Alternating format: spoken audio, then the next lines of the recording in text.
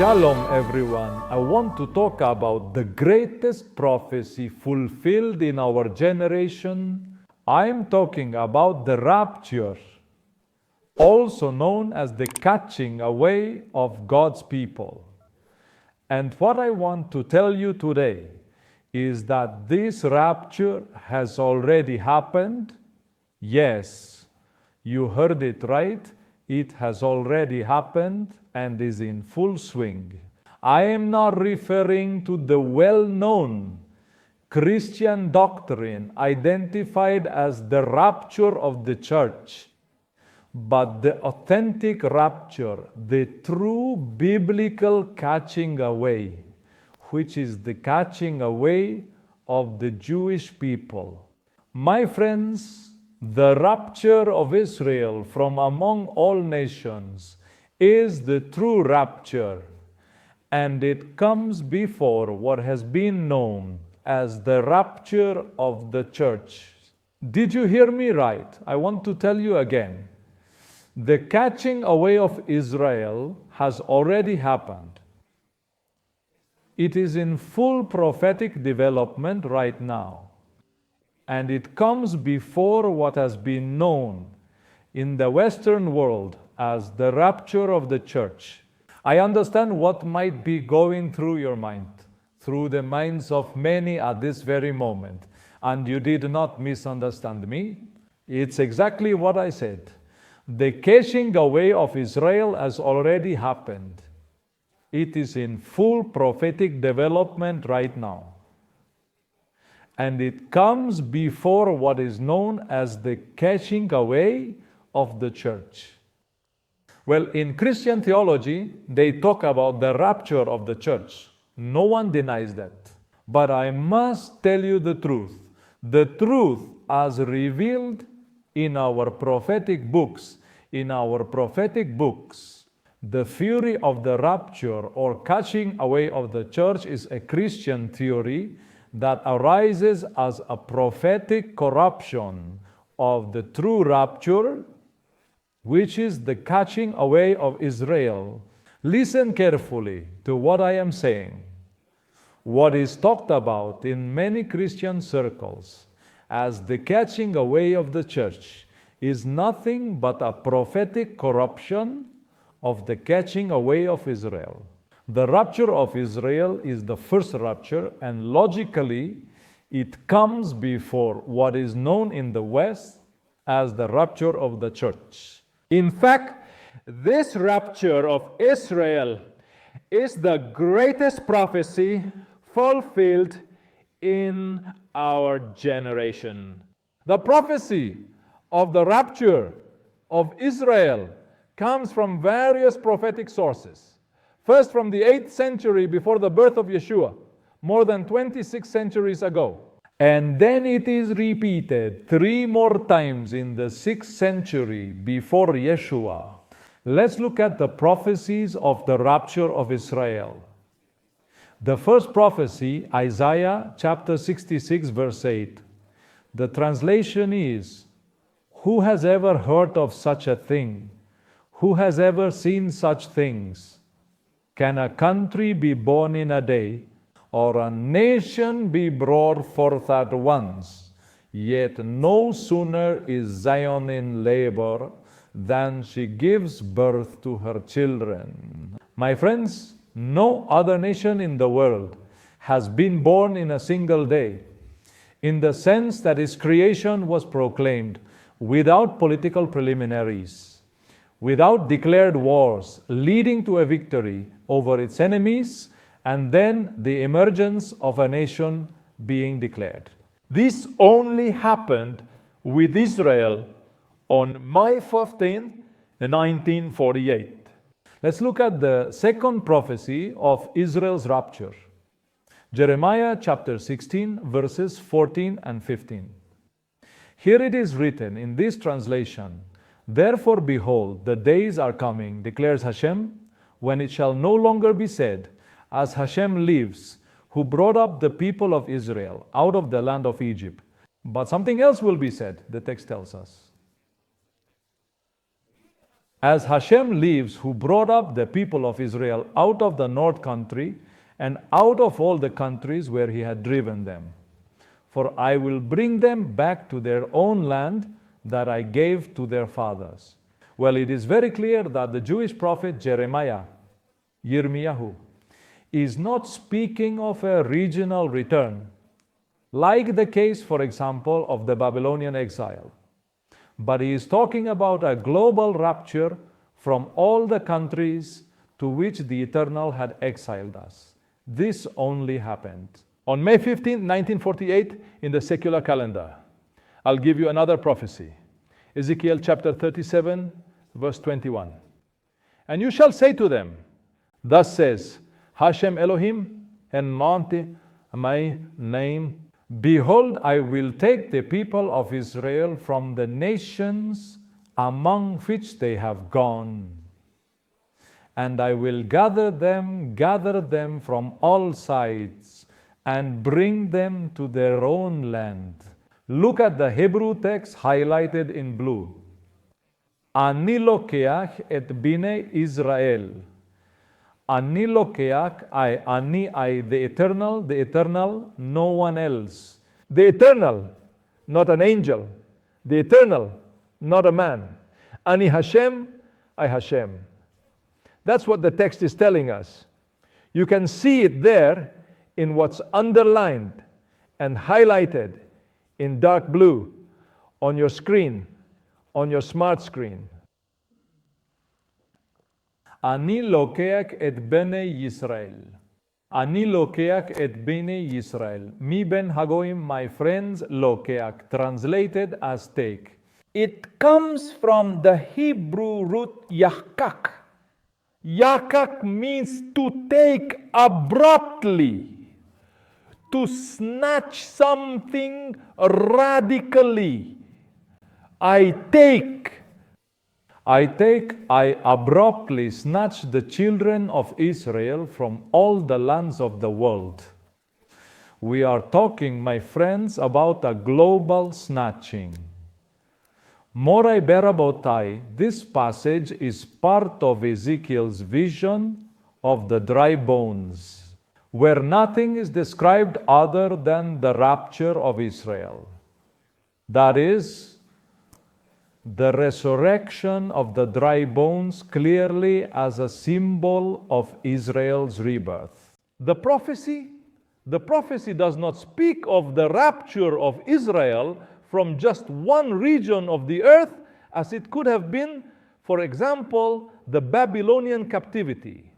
It is talking about the rapture of Israel from all the lands of the world, from all the lands, because the text says, Beki batsiotan misaviv. I will snatch them from everywhere. Observe everywhere, not just from Babylon, from everywhere. My friends, this has only happened once in history, May 15th, 1948, with the resurrection of the modern state of Israel. I will give you another prophecy. Zechariah chapter 8, verses 7 and 8. The text says, thus says Hashem of the armies, Adonai Tsevaot. If in those days, this seems very difficult to the eyes of the remnant of this people, this will also be very difficult in my eyes, declares Adonai Tsevaot. Thus says Hashem of the armies, behold, I will save my people.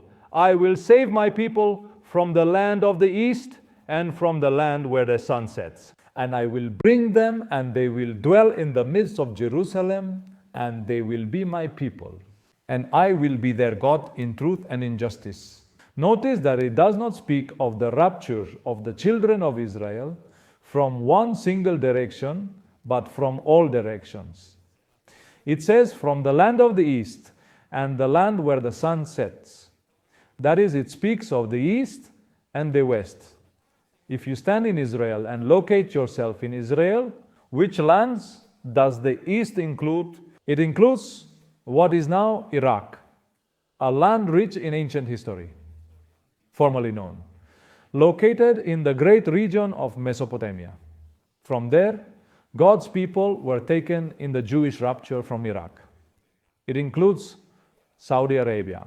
Saudi Arabia occupies most of the Arabian Peninsula. From there, God's people were taken in the Jewish rapture from Arabia. Next, Syria. Syria is located northeast of Israel.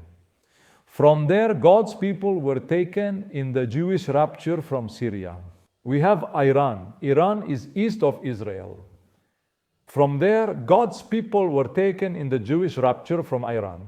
He even took us from Morocco, took us from Oman, took us from Qatar, took us from Yemen, from all those Muslim countries of the Persian Gulf. Hashem brought us out from there, the Jews in the rapture from the east, and brought us back to Jerusalem. However, the prophecy also speaks of the rapture of Israel, not only from the east, but also from the west. If you take Jerusalem as the point of observation where the prophet Zechariah stood, what regions and countries does the west include? If we were standing in Jerusalem and we look towards the west, we would be considering several regions and several countries in that direction. I will show you the most prominent ones. That includes the entire Mediterranean basin located west of Jerusalem. Therefore, that includes Cyprus. Cyprus, located in the Mediterranean Sea, northwest of Jerusalem. That includes Egypt, the Sinai Peninsula, which is southeast of Jerusalem. That includes Greece, that includes Turkey, that includes Italy, that includes Spain, that includes Portugal, that includes France, that includes Germany, the west includes the United Kingdom, the west includes the Netherlands, Belgium, Norway, Sweden, Denmark, Finland. In other words, my friends, looking to the west, not to the east. To the west now, you would cross the entire Mediterranean, you would reach the Iberian Peninsula, you would continue to the very heart of Western Europe. Some might ask, well, where is Russia looking from Jerusalem? Where is Russia? The west too? No, Russia is not in the west. It is in the north and northwest. But Jeremiah's prophecy already speaks of the rapture of the Jews also from the northern lands, which includes Russia, of course, and also Ukraine. So while the Western European nations are west of Jerusalem, Russia is predominantly north and northwest of the city of Jerusalem, which places it in a very different geographical and cultural category. But from that region, the prophet Jeremiah also spoke of the rapture of the Jews from Russia and Eastern Europe. Well, what other region includes the rapture of Jews from the west? Without a doubt, standing over Jerusalem, taking Jerusalem as your point of observation, the west would also include at its westernmost point everything we now know as the American continent. That American continent includes North America. North America is a vibrant, diverse continent, home to natural wonders like the Grand Canyon, Niagara Falls, as well as being a cradle of technological and cultural innovations that have had an enormous impact on the entire world. From the cosmopolitan New York, for example, to the mountains of Canada, to the rich cultural traditions of Mexico, North America offers a mosaic of experiences that enrich our global perspective. Well, this area has been and continues to be the place where the rapture of the Jewish people from that entire area has taken place and continues to this day. And what shall we say about the American continent, which also includes the Caribbean? What shall we say about the American Caribbean, a paradise of biodiversity, of vibrant cultures from Jamaica to Barbados, from Cuba, Trinidad, and Tobago? All these American countries from the area of America Caribbean, Caribbean America, each has its own story. Each has its own essence. There we have the Dominican Republic, its beaches, its mango, its people. There we have Puerto Rico, the Virgin Islands, Barbados, Nassau, the rest of the Caribbean islands of that entire region. There has already been and continues to be, to this day, it is happening right now, the rapture of the Jewish people in that Caribbean area. And what about Central America? Central America is a vibrant, diverse region, a true mosaic of cultures, nature, and history. In Guatemala, for example, you can marvel at the ancient majesty of Tikal, while in Belize, the coral barrier invites explorers from all over the world to see the wonders Hashem has there. Honduras is home to the impressive ruins of Copan. El Salvador, despite its size, radiates a melody of renewal and restoration of hope. Nicaragua, so beautiful with its lakes, its volcanoes, its unique adventures. Costa Rica, a leader in conservation and ecotourism. Panama, with its famous canal, not only connects two oceans, but is also a center of biodiversity and rich in cultures. From that beautiful and rich area, the Jewish rapture of Central America has already taken place and continues to happen right now. And what shall we say about South America with its 12 wonderful and extraordinary nations? South America is truly extraordinary, a continent of wonders. From the energetic beaches of Brazil, the high mountains of Argentina and Chile, to the depths of the Amazon in Colombia and Peru. Here we can experience the rich history of Ecuador, Angel Falls in Venezuela, the vibrant rhythms of Uruguay and Paraguay, the ancient cultures of Bolivia, not forgetting serene Guyana, lush Suriname, and the warm hospitality of Guyana. From all these places, my friends, God is bringing the Jews to Israel right now. So the rapture of the Jews includes the entire American continent. Friends, all of this is happening in our generation. It is the greatest prophecy that has ever taken place in modern history. We are, my friends, the generation most blessed by biblical prophecy. Your eyes and mine are witnessing the fulfillment and development of this prophecy, which is nothing less than the rapture of Israel, the taking up of the Jewish people from all nations. I want us to understand something. Before dealing with nations, God deals first with Israel and then with the nations. If Israel is blessed, all the nations of the earth will be blessed. If there is peace in Israel, there will be peace in all the nations of the earth. Attacking Israel, trying to destroy Israel, is a prophetic harakiri, a geopolitical and theological madness. Trying to destroy Israel is making God Himself your enemy. Because it is written, I will destroy all the nations that come against Jerusalem. You can read the whole text in Zechariah chapter 12. My friends, we cannot challenge God. We cannot challenge the prophecies and think that things will go well for us. Cutting diplomatic relations with Israel is cutting diplomatic relations with biblical prophecies. Cutting diplomatic relations with Israel is a theological suicide. Remember this. We are the generation most blessed by biblical prophecy. Your eyes and mine are witnessing the fulfillment and development of this prophecy right now.